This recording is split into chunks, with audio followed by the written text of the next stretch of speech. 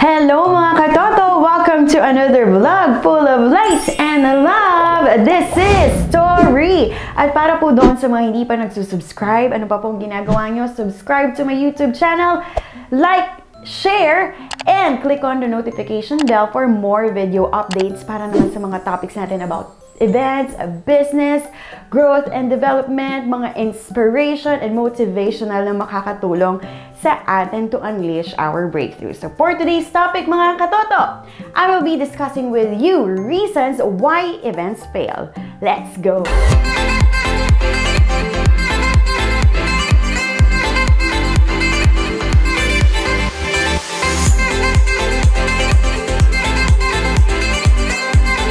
This is Tori.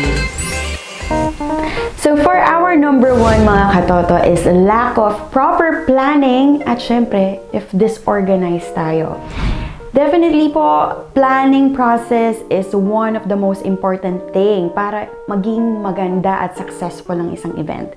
Dahil kung hindi po natin na plano ng maigi at kung hindi po na-organize ng maigi lahat ng mga detalye, makaka-apekto po ito sa mismong event. So, it's a domino effect. So, everything must be planned accordingly sa mga suppliers na involved, including the event stylist, lights and sounds, host, coordinators, and everything. So, it is important. Kung hindi po kayo experienced na event planner, it is best for you to get an events planner, a professional events planner for you to save time, save budget, and save you from having a disaster event.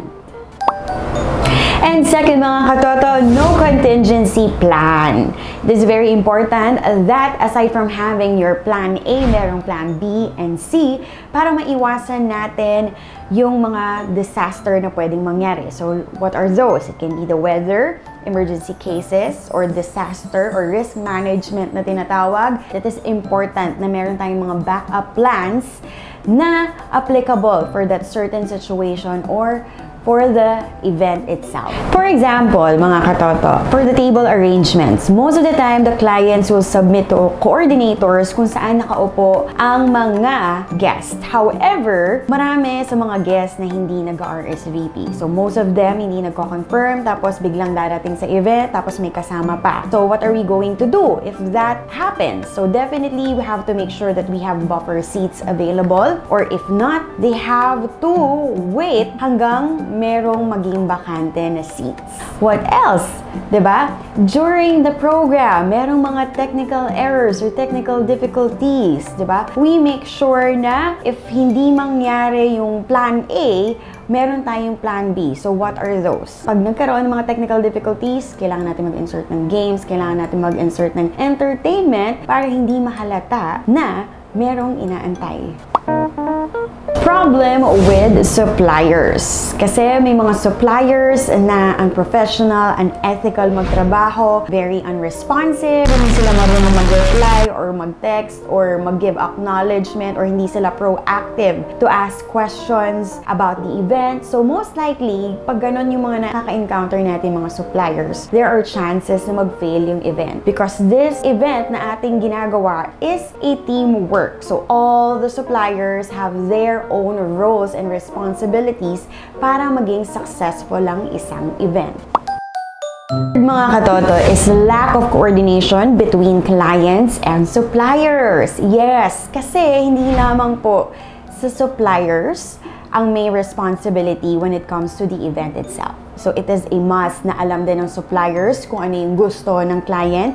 So, the client's responsibility is to let the suppliers know kung ano yung gusto nila. For, let's say, example, for event styling, ano yung mga pegs na gusto nila, what colors, what design, what theme. Then, for the host, ano ba yung klaseng tema na gusto nila or approach for the certain events. For lights and sounds, gaano ba kabongga yung event? Gaano ba kaganda yung gusto mong lighting? Gaano ba kaganda yung gusto mong kalabasan ng totality ng event. So, it is a must na ma-relay natin ng maayos as a client to our suppliers in charge yung mga gusto natin and special instructions for them to execute their jobs well.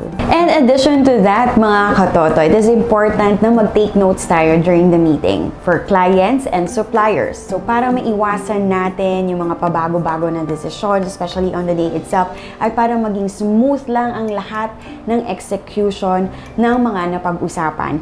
It is important then na as a client, pag merong pinagawa ang isang supplier, is kailangan magawa din natin yung mga assignment natin para hindi din sila mahirapan na gawin yung kanilang mga trabaho.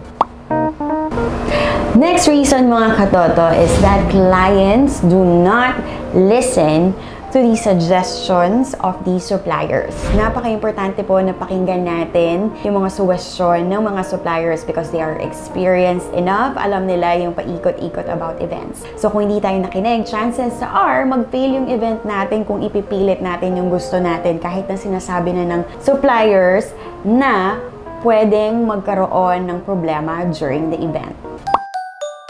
Next one, mga Ka-Toto, it applies to promotional events or marketing events na tinatawag, is lack of market research. Especially if we have a product to launch, it is important that we know who our target market is. Ano ba yung age bracket nila? Ano ba yung gusto nila? What will make them entice to attend the event? So it is important that we make our studies, our surveys para naman mas maging effective at maging successful ang ating event.